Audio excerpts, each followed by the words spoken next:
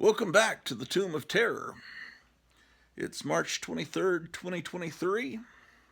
It's going to be a little bit different episode. I'm just going to tell you some stories about the 1990s, and I'm going to show you some ways that you can entertain yourself on your television set. So, in the 1990s, early 1990s, I was putting out a homemade magazine called The Sophisticate. And it was dedicated to trash culture, uh, rock and roll music, comic books, hot rods, horror movies, everything that this channel here that you're watching is dedicated to. And back then, you put together your own homemade magazine. I would cut out pictures from I'd Xerox pictures, and I'd create collages with scissors and Elmer's glue, and I would type up articles on an old typewriter. I don't think I even had. Yeah, I did it on a typewriter then because I didn't even have a computer at that point. The internet didn't become really a thing until the mid to late '90s, and then that made me realize, well, maybe these computers are an interesting thing. Anyway, so it was a homemade magazine. Back then, you would send off a copy to a magazine called Fact Sheet 5 that had pretty good distribution. They even had it at the newsstand at the Forum 303 Mall at the Century Bookstore or whatever. And so, Fact Sheet 5, what it would do, it would review zines and mostly zines. So you'd send them one, and then they'd write a review, and then they tell you how to order this, how much it cost, and the address, and then therefore, I'm seeing my phone is saying front doorbell. Someone is seen at the front doorbell. I don't see anyone at the front doorbell. Anyway, so I sent off a copy of my magazine, The Sophisticate. They gave it a glowing review. They put my address, and then people sent me money, and I'd send them copies of The Sophisticate. And pretty much it got around the country and even other countries. And I met people that way, and um, that's how I met, you know, Devlin Thompson, and then I remember right about that same time. Well, about that same time, this friend of mine, a DJ in Dallas named Mark Ridlin, who's also in some cool bands. He gave me a call and said, "Hey, this friend of mine collects toys, and he's selling a bunch of his toys. So here, I gave him your phone number." So that guy calls me up. His name was Eddie Holland, and I went over to his house in Dallas, and he had a rental house. Every room was nothing but toys, and he was about my age, so he had all the toys from the '70s, the Mego stuff, but he had never stopped collecting. When I got into college, I um, I wasn't as excited about the toys that were coming out then, but he kept buying the new little GI Joes and everything that came out, and it was so I bought some from him. But his main thing, it wasn't just that he was into toys; he was really into Kiss. And he had all these VHS tapes of live Kiss shows, and then there was a Japanese band that he was really into called Sekamatsu, that was like a Kiss band, but it was just insane. And he was really into Japanese culture. He was learning the Japanese language, and he wanted to go teach in Japan. But he was really into a Japanese TV show called Kamen Rider, which means masked rider. And there are these guys, there are these cyborg guys that look like they're like crickets, and they ride motorcycles and they fight monsters. And it was from Toei Studios, and I couldn't, he put on these recordings of these shows. I'd never seen anything like it, because American television had always been very reserved about superhero stuff for the most part. But the Japanese, even, they did anything, giant monsters, robots, whatever, and it was really fascinating. Kamen Rider. Well, so I bought a bunch of toys from him. In fact, that was the guy that I bought my Kiss pinball machine from. So I bought things from him, helped him out in a rough time. But I also made copies of a public access show that he'd been working on with his friend Joe Riley. So Eddie Holland and this guy selling the toys and this guy that I hadn't met yet named Joe Riley made a show called Monster Attack Team, which is based on the squadron of guys and girls that worked with Ultraman. In the Ultraman TV show, there was the Monster Attack Team, and anyway, they had a public access show where they showed clips from Japanese live action monster superhero shows. Godzilla, Ultraman, Kamen Rider. And of course he showed Kiss and that Japanese Kiss type band Seikamatsu, and it was I thought it was wonderful, and they hosted it, Eddie Holland and Joe Riley. Well, I made copies of these tapes, and they're not anywhere. They're not on YouTube. They're not on archive.org. But I have VHS tapes of them, and I'll eventually find them and I'll get them uploaded, because that show needs to be preserved for history. It was really great. Monster Attack Team from Dallas Public Access. Well, right about the time I met Eddie Holland, well, it's like I wanted to meet his friend Joe Riley. Joe Riley was the guy that was really into Ultraman, and Eddie Holland was the guy that was really into Kamen Rider. And together, they kind of met and were both hosts of this public access show. I thought they had great chemistry, but in reality, there were problems, apparently, because in the later episodes, I noticed the Monster Attack Team, Joe Riley wasn't really there on screen. It was mainly Eddie Holland. Anyway, right about the time I met them, they had a parting of their friendship. And so, but I still went and met Joe Riley, and they had been friends, but now they were, they didn't hang out together. So I would, go see Eddie Holland. Then Eddie Holland moved to Denton, up north of Dallas, and I'd go up there, and he'd have a gigantic Space 1999. What was the little spaceship called? I can't remember right now. But he was always selling Mego figure. I've got this Mego Catwoman. She doesn't have gloves, but I'll sell it to you for blah, blah, blah. I was always buying stuff from him and trading, wanting to get copies of all his rare Kiss concerts on VHS and all this. Okay.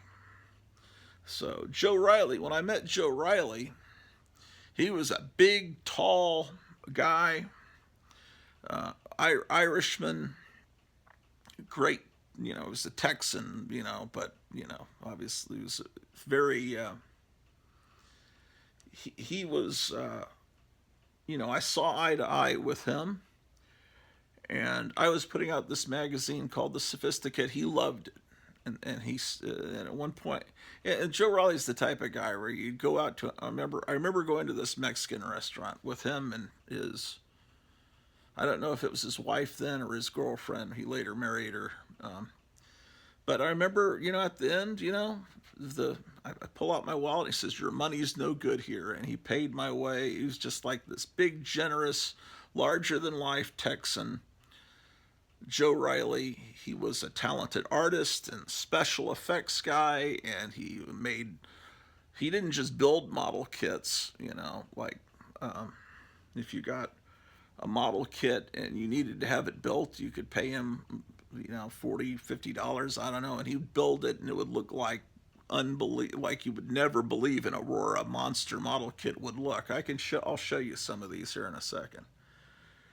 But he actually sculpted model kits.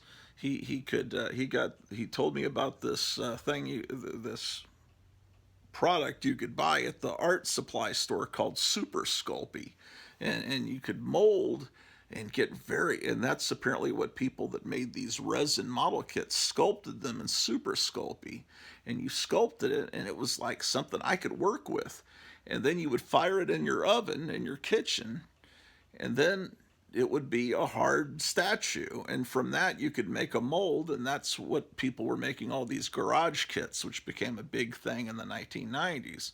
If Aurora had never made it, you could make your own model kit and sell it to people, and that became a big deal in the 90s. I don't see people doing that as much now. Okay, so Joe Riley was amazing. Uh, I went to let me see. He said, I love this magazine, The Sophisticate, that you put out. I would like to do a video version of your magazine. And he was, he'd already done this public access show called The Monster Attack Team for Dallas Public Access. So he decided to come up with a show. He came up with a show called The Hypnotic Eye. He made a puppet, a handmade puppet with a big eye. His head was a big eye. It was like a cyclops. And he he had tons of stuff, weird stuff on VHS. This is before YouTube, and you had to collect all this weird stuff and trade with people all over the country. My friends would trade with people, and then I would trade with them, and we'd record each other's VHS tapes, and we'd wind up with this collection of insane stuff. Commercials for Parliament, Funkadelic animated commercials that I guess used to appear on during Soul Train that were amazing, and Scopitones. We discovered Scopitones. Look up Scopitones, Scopitones. Look up Scopitones on YouTube. You won't believe they were little 16 millimeter films made for these special jukeboxes that were made in France, but were brought into the United States in the mid '60s. And these are they're kind of the original music videos. I know there were soundies in the '40s and everything, but you won't believe these because they're just like those record album covers I show you with all the kind of girly covers, the girls, but it's like brought to life. But we developed this huge collection, and so what he would do is he edited together the first episode of The Hypnotic Eye with stuff from his collection and stuff with my collection. He went to a premiere of, I think it was called Rumble in the Bronx, a Jackie Chan movie. They had a premiere in Dallas, and Jackie Chan was there in front of the screen talking to the audience. He recorded that. He put it into the show. He had clips from Jackie Chan movies and all kinds of weird stuff in this episode 1 of The Hypnotic Eye. Okay, then he was going to do episode 2, and I said, "What?" And he said, "Hey, come along with me to the editing bay." So I brought a grocery bag filled with VHS tapes, and I had an idea how to put it together. So in the second episode, I was like, Vincent Price in House of Wax. My hands were ruined. I couldn't do so. I had these ideas. So I said, "Here, put this first," and he knew how to do all the editing, and it would make it perfect.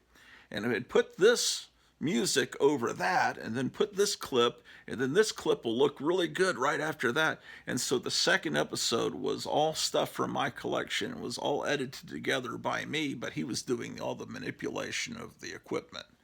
So episode 2 was pretty much all me. And I did there were puppets, there were marionettes, because I had gone to a thrift store and I found a Donnie and Marie marionette set. And so he restrung them, and I was the voice of Donny Osmond in this show. And it was so there's episode two was pretty much all me, and then there was episode. I don't know how many. I think he did about 12 episodes.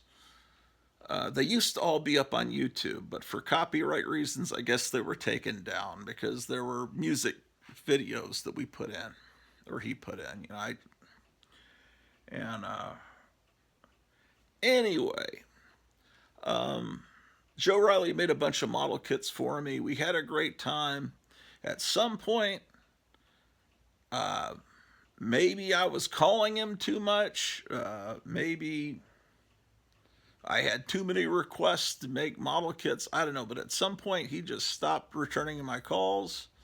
And then I saw that there was this mutual friend of ours had this cool 50s hot rod model kit built on display in his store, and it's like, oh, Joe Riley was going to make that one for me, and so I realized, oh, he's pretty much written me out. I'm not, I like he stopped being friends with the other guy he worked with. I guess he's decided he doesn't want to be friends with me anymore. I never had any ill feelings or anything. It just kind of hurt my feelings all of a sudden.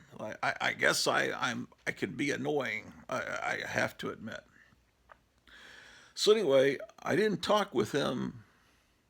I just lost touch with him for, man. That was the late '90s until, when was MySpace a thing? Was that around 2006, 7 in there? Almost 9, 10 years I lost touch with Joe Riley. And then, you know, uh, I always used on MySpace, not my own picture, but the Scuzfink, the Martian model kit that Big Daddy Roth put out. It was this green Martian. And and I was Gratu back then. That's where I started this persona, which the name I took from a monster 50s Marvel monster comic. So one day I get this friend request from someone that also has a Ratfink looking icon, and I realized it's Joe Riley. I don't know if this guy knows that I'm Kenneth Weiner. He may not realize who I am, but he may have just befriended me because I'm a fellow Ratfink Big Daddy Roth lover. So I sent him a message saying, "Hey, it's Kenneth Weiner," and it was like everything was fine, and there was apparently. I can't believe I never went to this. There was a Universal Monsters convention coming up in Grand Prairie, which is just 15 minutes away from my house. And I said, well, let's go to this together. And it's like, yeah. It's like all of a sudden, it's great. I've made friends with Joe Riley again after all this time, and it was great. He he was a wonderful guy with the way they described Conan the Barbarian, magnificent mirth, and he was also like his mirth was as big as his temper. The way that you imagine Conan. He's having fun. Chugging down brews in this bar, right? And then he's swinging an axe around. And Joe Riley, I never saw it in person, but I could tell the guy had a temper. That sometimes he'd talk about things that bothered him, and I could tell this guy got could get mad about things. So I must have made him mad. But anyway, all was well. I'm friends with Joe Riley again. I never wanted that friendship to end. Okay, so that's good. The next morning, I get a call from a friend of mine, Steve, or no, was it Steve? I don't remember who told me the next morning. And they said, "Did you hear that Joe Riley died?" And I said, I was just talking to him, or texting, whatever you called it, when you communicated on MySpace. I was just talking with him last night. and apparently I could have been the last person he communicated with, because apparently he had a heart attack. I was talking to him probably about 8 o'clock, maybe about 10 o'clock. I guess he had a heart attack and passed away. And that was very one of those things that's so strange.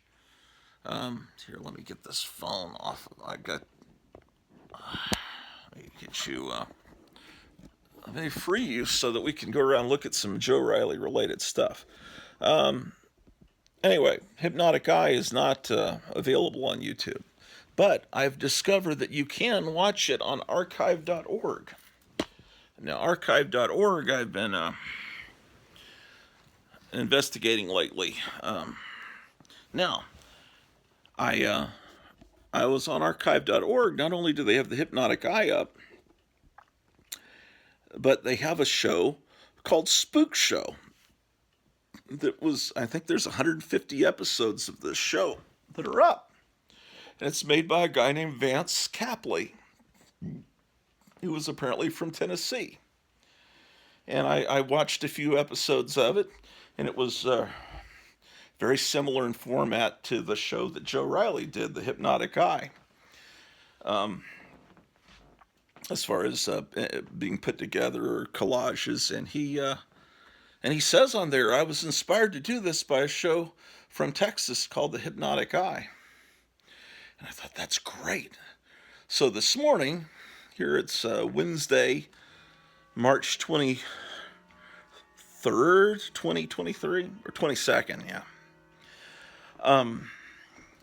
I get on, I look on YouTube. He's got a YouTube channel. He's hasn't posted in like a year.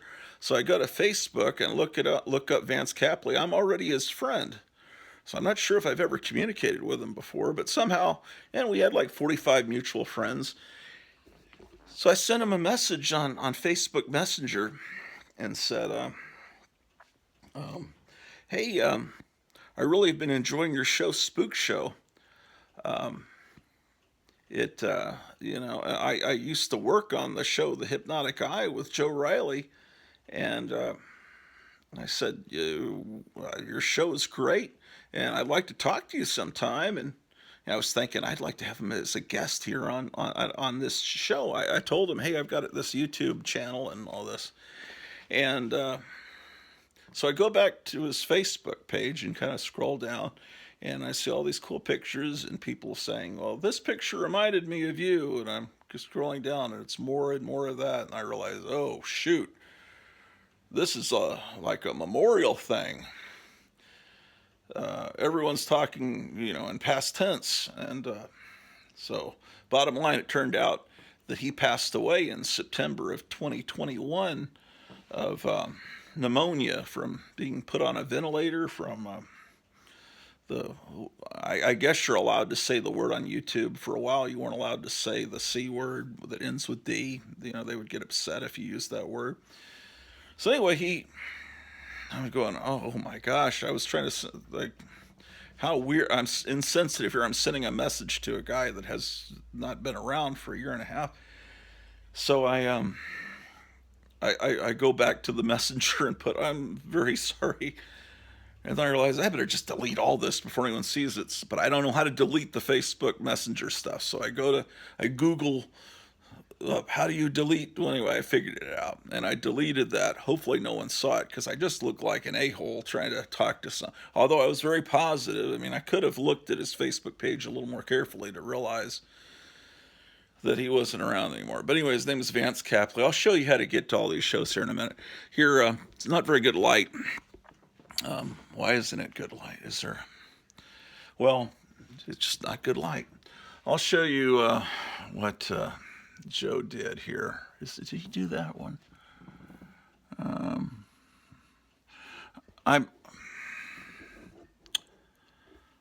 trying to figure out. Oh, well, I had Joe Riley paint these two vampiras. I'm sorry, Elviras. I'm so used to saying vampira. So that gives you a sense of his painting skills.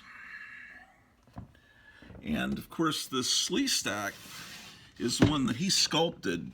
He hand sculpted this with that Super Sculpey I was telling you about, and made, I don't know how many copies he made of this. You know, when he passed away, he was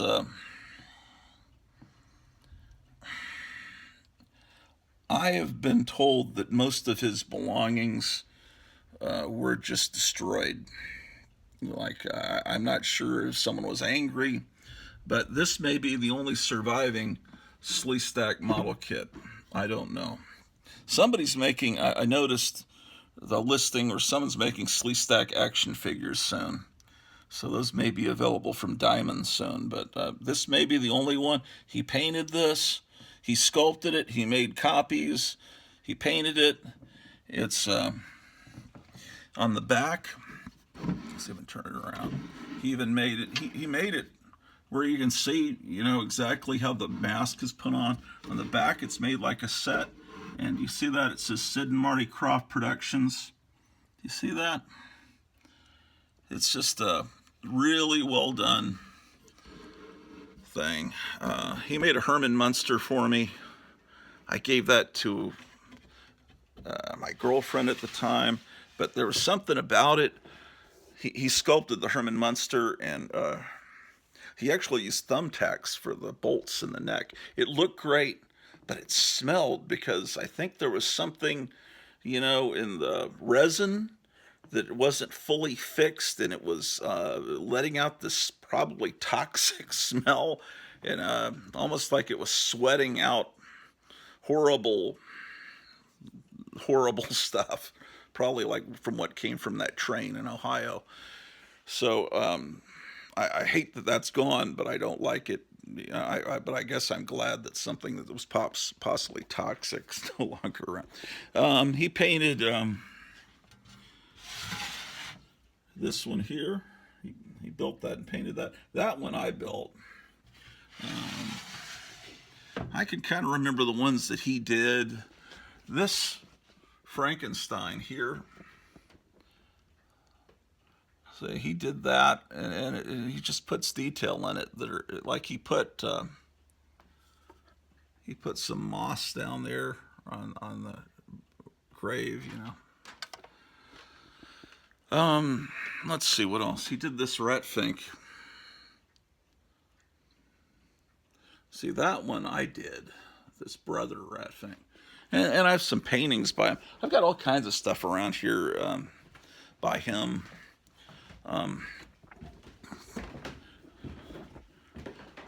This Vampira painting was done by Joe Riley. I have hanging on the stairs. See, Joe Riley, 95. He even got her, you know, she has these transparent gloves that she wears. The nails are made onto the transparent gloves that she slid on. So he even got that detail on there. And this picture of Ed Wood, he did, let's see, in April of 95. He gave that to me as a birthday present. So, very talented artist. Now, how do you see the Hypnotic Eye? I've had a request. Kevin, Gotham City Comics, is wanting me to show how you can see the Hypnotic Eye. So I'll show you that now. Okay. So, what I do, first of all, there may be other ways. I mean, you may be happy just watching it on your computer, but if you want copies of the show, I'll show you how I do it, which is probably, you can probably just download it and burn a DVD with your computer. But I'm kind of technically backwards. I have a DVD recorder, DVD-R recorder. I've had one that lasted years, and it finally wore out. And then I got another one, but you have to get old store stock from eBay because they don't make them anymore in the United States because, in this modern world, they don't want you to own anything. They want you to own nothing and be happy. They want you to just stream things. But the thing about streaming is one time you'll come back to it and that thing that you want to stream is not there. So I like to have physical copies of things. Anyway, let me show you. So let's get this. Let me put you guys back up here. These I have you on a tripod, and the legs are flexible, and I'm tying you around the arm of a treadmill, so I can, because as all fat people can attest, if you put a camera up high, it makes you look less fat. Oh shit! I don't know what I'm doing. Frick that.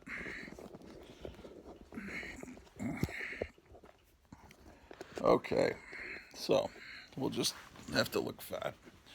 Okay, so I've got a tablet, right? So you can use your phone. The problem with using your phone is what I've discovered. This is my wife's tablet. Is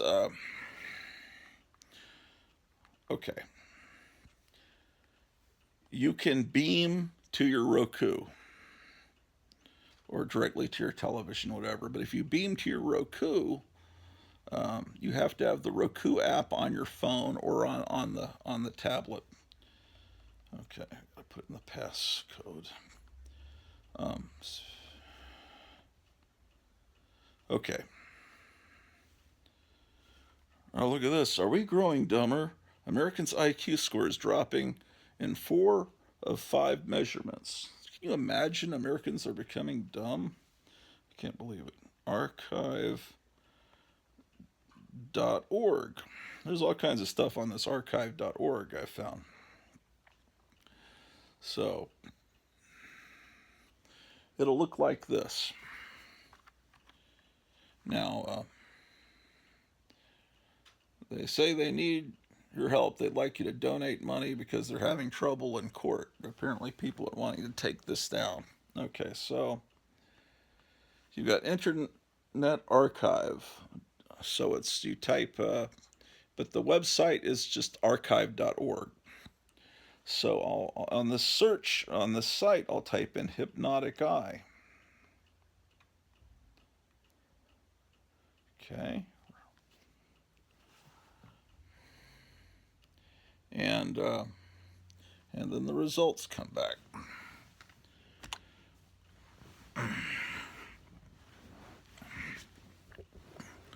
So shit. Pardon my language, ladies and gentlemen. I'm shocked at myself.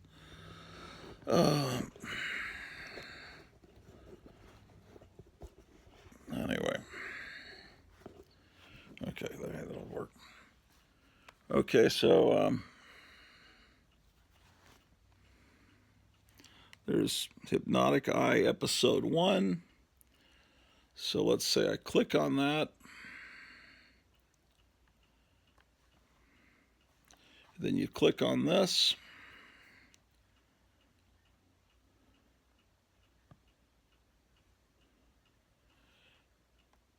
Come on, work. So the episode's about 58 minutes long. And then there's a little symbol down here that if you press that, it will beam to your television set.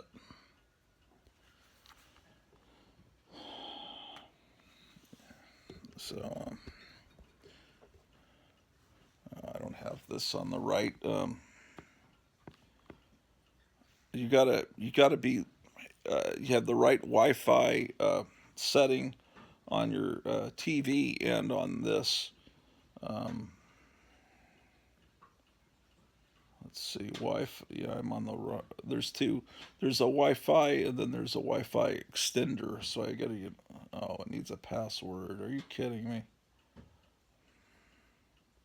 No, it can't be. Shit. I don't remember what it is.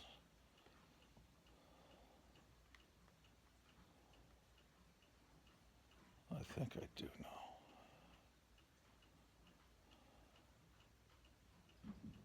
Did I guess right?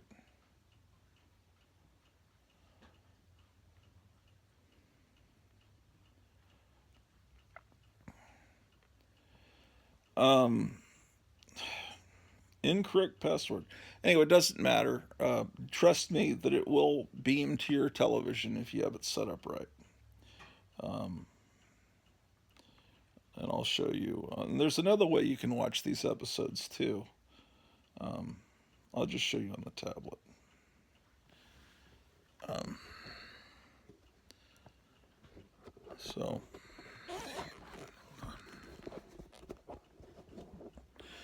well, in a few hours I'll be on live on Graphic Man's show. So if it's around 7 o'clock on Wednesday, March 22nd, make sure you tune in to Graphic Man's show, The Four Color Fossils. I'll be on there live, and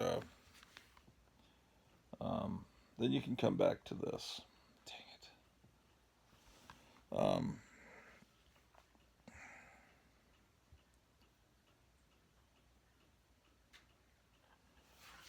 All right, come on.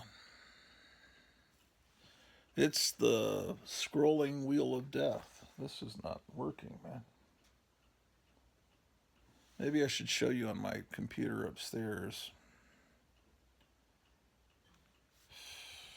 Um,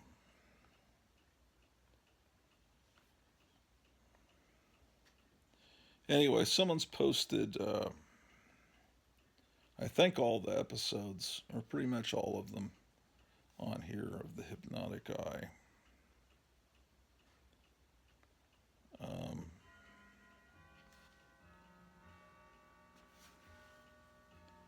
will it work now? Probably not. Oh,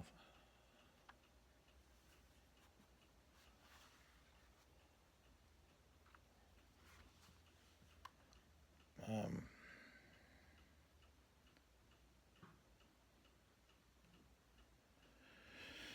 oh, what great entertainment. Yeah, this tablet's having some problems. Um, anyway, what I do is I beam. I'll show you. I beam pressing that button. It should beam to your television set, or to your Roku. Okay, so if you're willing to buy a DVD recorder, I bought my second one from eBay. It had barely ever been used. It still had, all the packaging and everything. Okay, so I beam to this Roku back here, and then the Roku comes out with an HDMI cable. The DVD recorder is older, where it has inputs for RCA, the red, yellow, and white. The yellow for video, the red and white.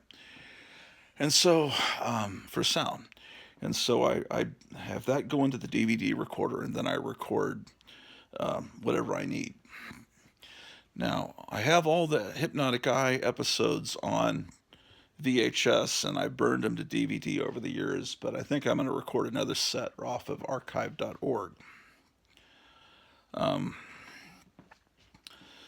anyway, that's how I do it. But if you just want to watch it, you can just beam it directly to your television. But let me show you on the laptop upstairs. It's already turned on because I had to communicate with an ex-colleague that I worked with for many years about a teacher that we'd worked with that had passed away. Just wanting to know if I had any photographs of him for his family, and I'm sure I do. I have no idea where they're at. I mean, I'm positive I do.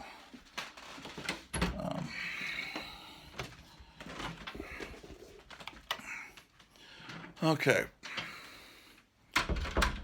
So here we are in the comic room. We'll all be going live with Graphic Man this evening. So, yes, it is Wednesday, March 22nd at 3:48 p.m.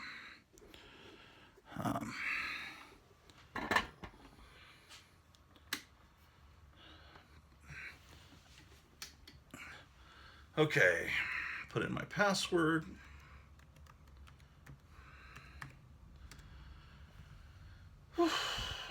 Well, I saw I've got a few new subscribers since yesterday, and I appreciate that. I'm up to 511 subscribers now.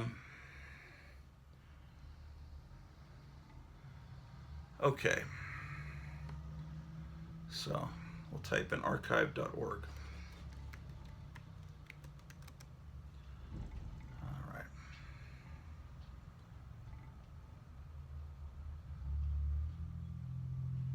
Internet Archive.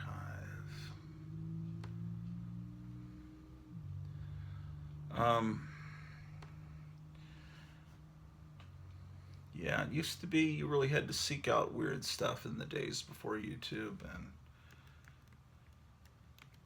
Hypnotic Eye was just a wonderful experiment trying to share all the weird, bizarre, hilarious stuff we'd found with the world. Okay, so Hypnotic Eye episode 1. This is his first show. I assume you're able to see that. I can't really see what nothing's working today. Okay, Hypnotic Eye. Fill the screen. It better work here. I don't want to show any of the copywritten material that got it kicked off YouTube, but he was trying to, let's see. So this is how the show started. He was trying to think of a great opening title sequence, and I said, why don't you use the music from Ultra Q, because it's one of the most amazing television theme songs ever, right up there with, UFO or Space 1999.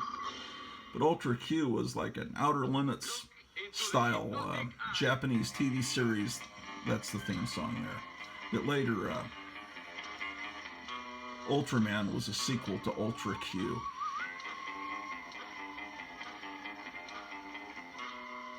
This is his opening title sequence. Let's get the volume up. How do I turn the volume up? I don't remember.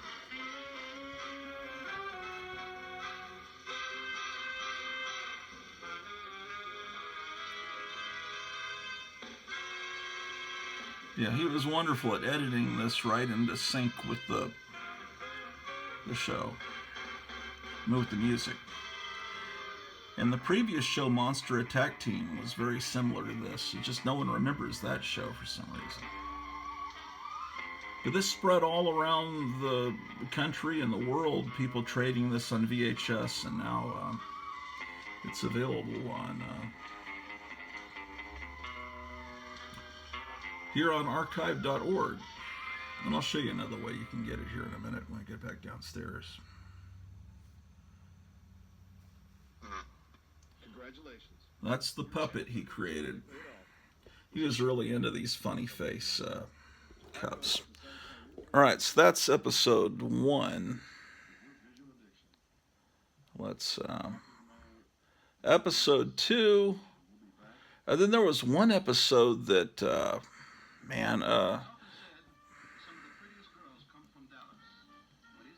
that shows my collection in it, and because he sometimes went to other locations, and that one I don't.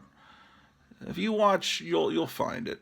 You'll see a lot of the same stuff that you see here. Okay, what did I just do?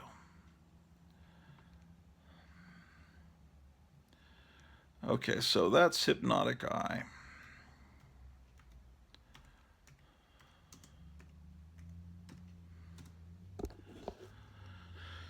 Come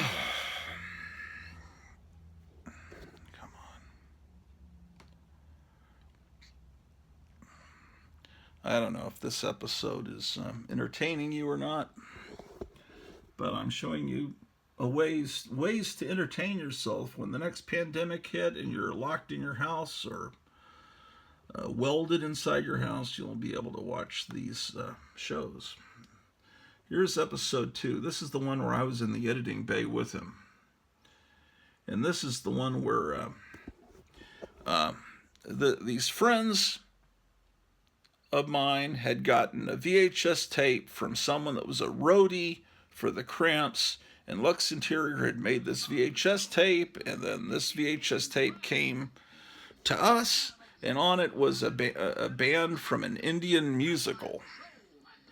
Called Ted Lyons and the Cubs, and they all wore masks like Zorro, and it was just insanity. And we loved it. We put it on this show, and then we actually went out to an Indian video store and found it on VHS, and we were playing it in the editing bay, and this lady comes and says, "Oh, that's music from my country. That's from a very famous movie from the 60s. So she was from India, and she immediately recognized the music. But, okay, here's, I'm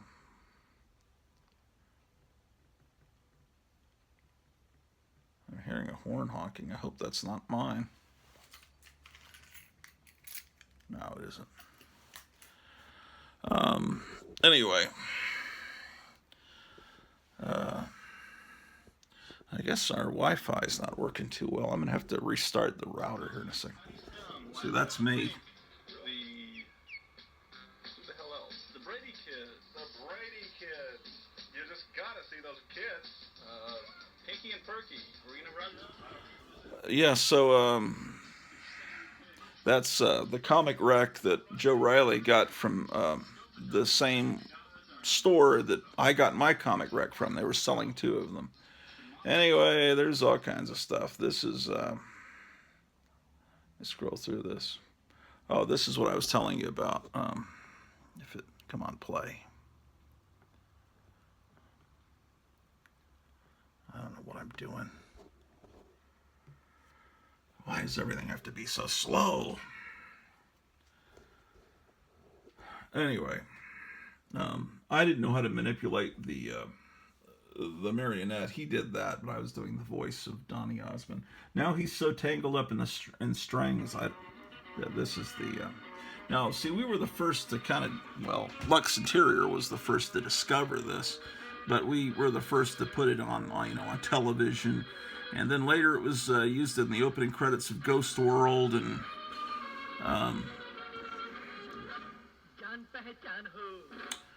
Anyway, it was just a weird collection of stuff like this. So some of the later episodes are made after Joe Riley kind of just wrote me off as a friend, so they don't have my contributions, although they're very much along the lines of how I think, because we were like brothers. It's like we grew up in the same house. Oh, another thing. I was at a comic book convention in Dallas, and I met Mike McCarthy, the wonderful comic book artist and filmmaker from Memphis. And he was about to make a movie over in Memphis, and I told him about Joe Riley and his wonderful skills. And Joe Riley was recruited to be the main special effects artist of that movie. That movie has some great bands in it, like the Makers and the Guitar Wolf, the Japanese band that's a lot like the Ramones. I've been all over this archive.org lately, mainly because of this. I've been recording all these Marvel superheroes cartoons from the 60s. This guy, and I got to show you Spook Show. Man, there's so many things I want to show you. But my computer doesn't cooperate. So I typed in 1966 Marvel cartoons. And, yeah, that's not. This is the one to go to. Marvel Superheroes 1960s Cartoon Series Preservation. Now, Disney owns this stuff because they bought up Marvel. Disney does not want you to see this, or it would be on Disney Plus. This has, the Mandarin, which is a negative, I guess, depiction. In fact, this guy apologizes at the beginning for negative depictions of whatever, women, whatever. But, so this guy's got it divided into sections. How do I do? Oh, here. He's got Secret Origins. It's for 2 hours and 16 minutes. Then he's got Journey into Mystery. This is part 2. Tales to Astonish with Great Power. Avengers Assemble. That one's 2.5 hours long. Each one of these is over 2 hours long, or right at 2 hours. These Men, These Monsters, and the Mighty Marvel Manor. Anyway, there's a total of 13 episodes that I had to record. And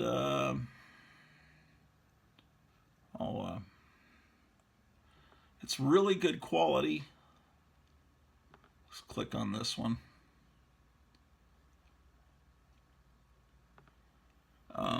Really outstanding quality. And this is really fun. If you like, see, they have this. It's like, they're saying, hey, please, Walt Disney, don't take this down. But you need to watch this or record it as soon as you can, because Disney will eventually find it. They took all the Marvel superheroes that people had put up on YouTube down. Dang it, this internet. Dang it, come on. Anyway.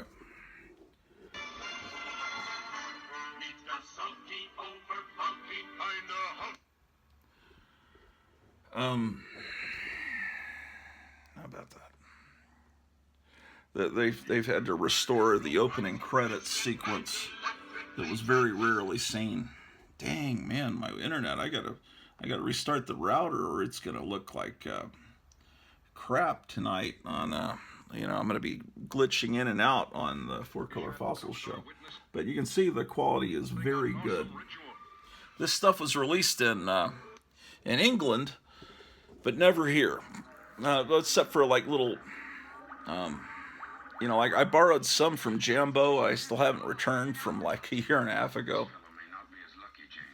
But they were released in these clamshells. Some episodes that look like that, but there's mostly you have to get this stuff bootleg, or you can record it off of archive.org. Okay, I probably shouldn't show too much of this because Disney goes after you. Okay, let me show you the guy that was doing his own show in Tennessee based on Hypnotic, inspired by Hypnotic Eye. And you need to look up Spook Show. There's all kinds of stuff on here. There's Herculoids cartoons. They're recorded off of Boomerang. They're not great, not perfect quality. Not as good as that, what you just saw. That was outstanding. But this, I just typed in Spook Show, and these are his shows. There's this one that's episode 148, HB, that's Hanna-Barbera clips and stuff. There's one that's all Planet of the Apes. It's really wonderful. Apparently archive.org, you can get away with more as far as what you show copyright. Let's see, here's Spook Show A Go-Go, episode 1. Anyway, I don't know what that is. Oh, that's a short version of this show. This guy had some good production values in his show. He knows what he's doing with a computer. But it's very inspired by the Hypnotic Eye. It's not a rip-off by any standard. It's just very inspired. So there's all that gives you about 150 hours worth of This is from 2011. So anyway, Vance Capley did that show.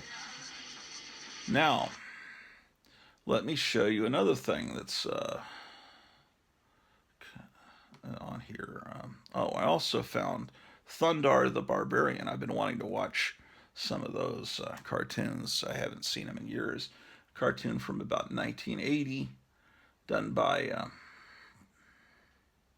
the creators of Scooby Doo, and it has Jack Kirby and Doug Wildey and Alex Toth, and the music of Dean Elliott, and writing from um, everyone from Roy Thomas to Steve Gerber. I mean, it's a lot of fun. But they've got somewhere. Oh, here it is. Thundar the Barbarian by the Hard Jacker. So you click that, and you can watch the entire series of Thundar the Barbarian on here. Thundar, the Barbarian. And again, it's recorded off of Boomerang. It's not the best quality. It's been released on DVD, but one of those private Warner Brothers, you got to special order it, and they send it to you on DVD-R from Warner Brothers. So they figure they can't sell enough of it to really have a major release. So that's that. Was there anything else? Oh, I showed you Spook Show. What else can I show you?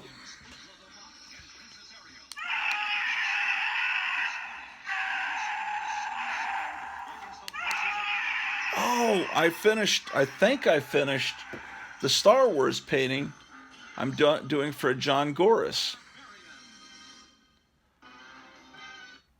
So let me show you that. I mean, at a certain point, you realize, hey, I'm not... Ouch! It hurts standing up. You laugh, but someday you'll be older, too. Okay. So, there's Pebbles. I was so scared that had been lost in the move.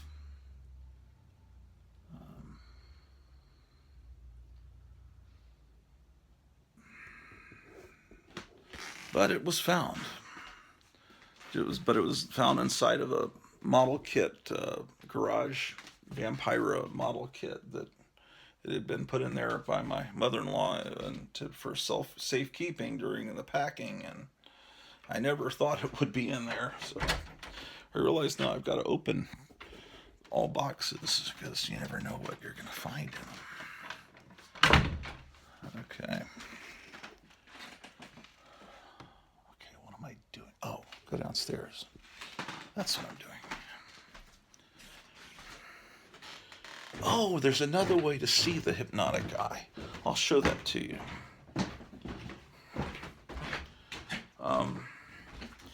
If you search around, people create their own channels on Roku. So if you type in hypnotic eye, you'll get several people that have put hypnotic eye up. You don't have to go through all this beaming. You can just watch it straight off of Roku. I forgot about this. This is a band I just discovered.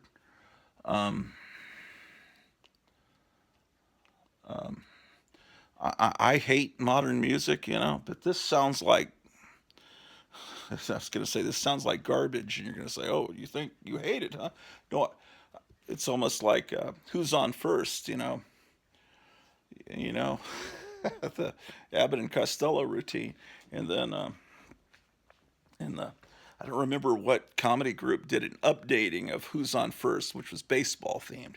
In the late 60s, they did one where they're talking about there's a rock festival, and the Who was going to play, and the Guess Who was going to play, and so he's saying, well, who's on first, and who's playing second? Guess who? And he says, I don't want to guess. Tell me who's the band, and that kind of thing. But anyway, this band sounds like Garbage. Garbage was a band in the '90s. Shirley Manson was a singer. This Sir Chloe, I'm telling you, if you look this band up, I would like you to look this band up and then put me in the comment. Put me in the comment. Place in the comments section your opinion whether I've lost my mind or whether this is actually good music. Because I do not want to just say music can never be good again. Comic books can never be good again. Of course they can. It doesn't seem like some of the music may be a little PG-13 for you. It's good. It's really good. I think it's really good. And they're going to be playing about an hour away from us the end of August. I kind of would like to go see this band. It's and she's got this some new song coming out tomorrow. I think called "I Am the Dog." Anyway, I like to share with you what I've discovered. Okay, so on Roku, you got your Roku remote. It says person seen front door. This doorbell is telling me whenever anyone walks by outside, who is this person that's doing the unauthorized walking? Oh, it's this gentleman out here just walking down. But they warned me there's a guy that walked by. How dare he? Jeez. Anyway. Well, it could, also let me know if the Manson family is on their way. Okay, so you get these, let me see what we can find here. They got these channels like Baby Boomer TV, Classic Cartoon TV, Bollywood. I just downloaded a bunch of, some of these channels are defunct now. They don't even work anymore. Kung Fu Flicks, the Monster Channel. What's on the Monster Channel? Let's take a look. I've forgotten. Takes a few seconds for it to download the channel, and usually it's a bunch of public access kind of stuff. Oh, it's no longer available. You may want to remove it from your home screen. Let's say the Monster Channel is gone. Anyway, there are maybe this one here called the Christian Movie Channel. I think that's they're doing that to be sarcastic because it's not Christian movies at all. In fact, it's a lot of the Hypnotic Eye, as I recall. Let's see here. It's still there. I don't know. I guess it does have Christian movies on it. Oh, it didn't used to. What? It used to have the Hypnotic Eye on it. I swear it did. I guess someone bought it from them. Let's see.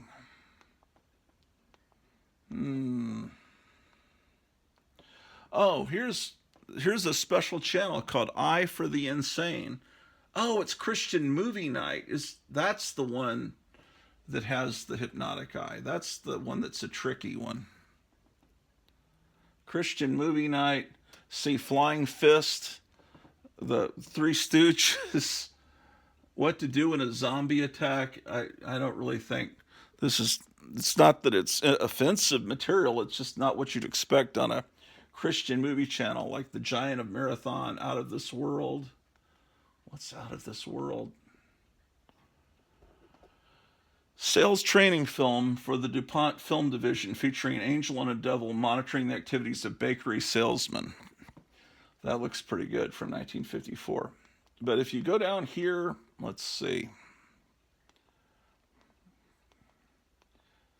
I think there's a special section of the Hypnotic Eye. Silent films, thriller, classic sci-fi. Where are the Hypnotic Eye episodes? They used to be on here very prominently. I know they're here.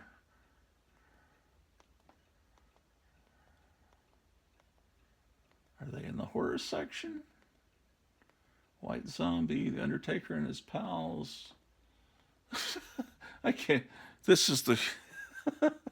The Undertaker and His Pals is pretty extreme to be on a Christian Movie Night channel. Man, it was only about 2 or 3 years ago they had, okay. Oh, I know it's on the Eye for the Insane channel. At least I know that's there. Because it's got the head there, or his puppet. See? Here, This is another show that was inspired by the Hypnotic Eye called Count Rockula's Theater for the Insane. So they've got these see, here's the Hypnotic Eye episode 2 loading. This is the one that I worked on pretty heavily in the editing bay with them.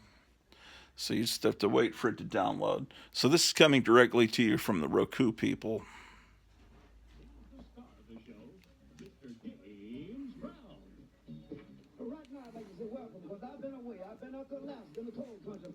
For soul as well as oil, and if you will, check it out, because 360 degrees from this turn of the globe, you will be into it for some heavy dynamite funk. But right now, let's wait for Future Shock to give you body heat. Like that.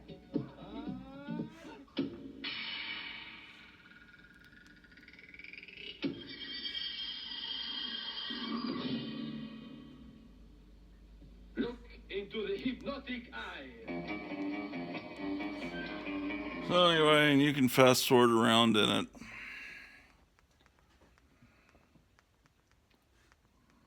Let's see.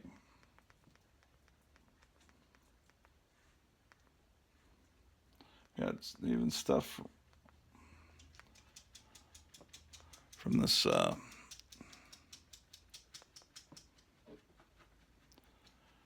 yeah, our internet's not working too well. Pero pronto estaremos listos para reanudar el viaje. No queremos ir a Venus. Somos. Oh, there's a really good transition here, as I recall.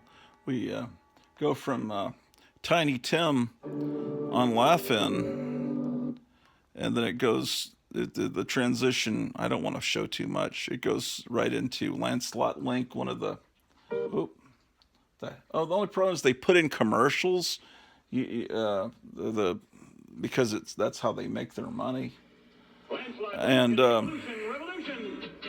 which, you know, you would think the money would go to Joe Riley and his family, but people are profiting on this that aren't the people that made it, but otherwise, how are you ever going to get this out to the people? And I guess it's pretty much public domain. I don't think he had any copyright in this. And he's, remember, it's not like they cut off the credits. They honor him and everything. So Joe Riley was just this amazing, bigger-than-life Texan. And unfortunately, he's very missed. And yeah, there's all kinds of entertainment if you just look around for it.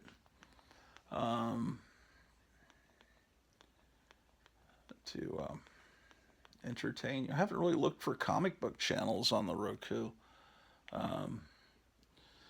But lots of fun. Lots of fun. I wonder if there's anything else I could show you that Joe Riley... Oh, yeah, I can. Joe Riley's... there was... I went to Toys R Us, and there was a Judge Anderson vinyl model kit.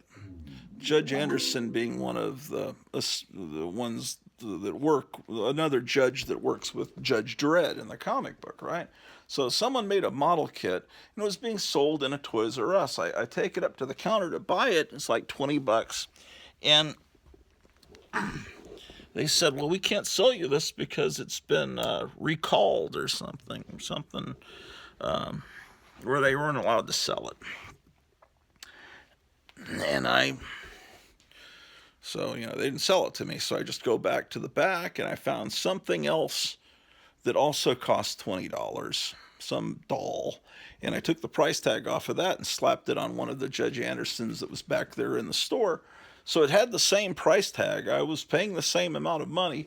But then when I took it to the cash register, it rang up as something else.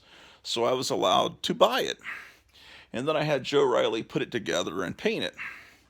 And it came out really well. I think the reason it might have been recalled is because it has a tendency to kind of lean back. But anyway, he put some screws in it, but I have to have her against the wall, because if not, she'll fall over. But I hope I'm getting a good shot of her. This, she really looks a lot like Debbie Harry.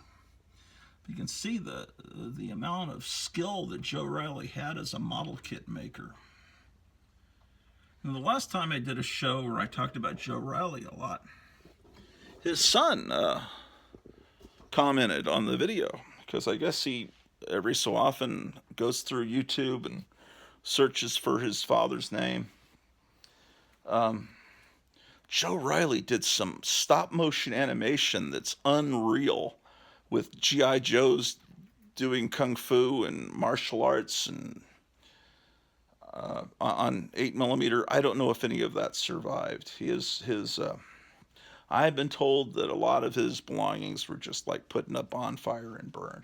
I know that his VHS collection, Mark Ridlin, that DJ that I was telling you at the beginning of the story that introduced me to Eddie Holland, I think he got all his VHS. But I don't know. So I'm just thinking that possibly I probably should put all of the things that Joe Riley built and painted together as kind of an exhibit, because this is kind of like a museum in honor of Joe Riley, instead of going around the house saying, oh yeah, that was done by Joe Riley and that one. I just thought his skill was phenomenal, and I wanted him to paint and build as many model kits as he possibly could for me. But that probably got to be annoying to him. And here's Drew the dog. Drew, you've got the Roku remote. Can I have that? Thank you. Oh, my goodness gracious. So,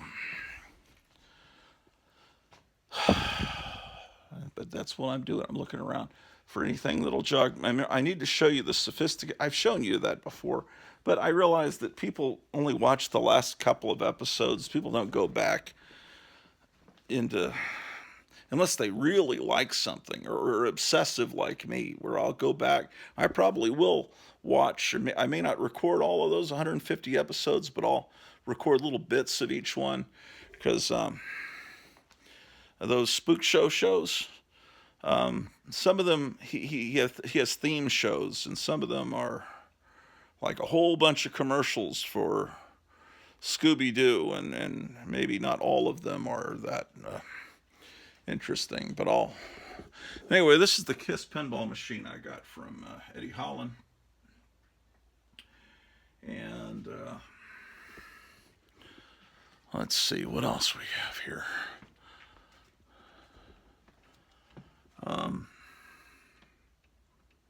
Yeah, he really loved the Munsters. He was a big fan of the Munsters, Joe Riley, and Big Daddy Roth, and all of those things. And so that comic book rack you saw, that puppet was named Icon, as I recall. I'm pretty sure that's what his name was. When he was moving that comic book rack around, that came from Remember When, which was a comic book and movie poster store on Valwood Parkway. Shit! I got hit by this elf. I forgot I put him here. That's the kind of horrible shit that happens to you here. It's like what was that stupid, everyone loves that movie Home Alone. I've created my own Home Alone situation where I run into traps that I've created, and it's like, what the heck is that? I used to have him over there, but that was annoying me, so I put him here where I figure I don't walk over here as much as I do over there. But now at least I caught that on camera for your amusement. So anyway,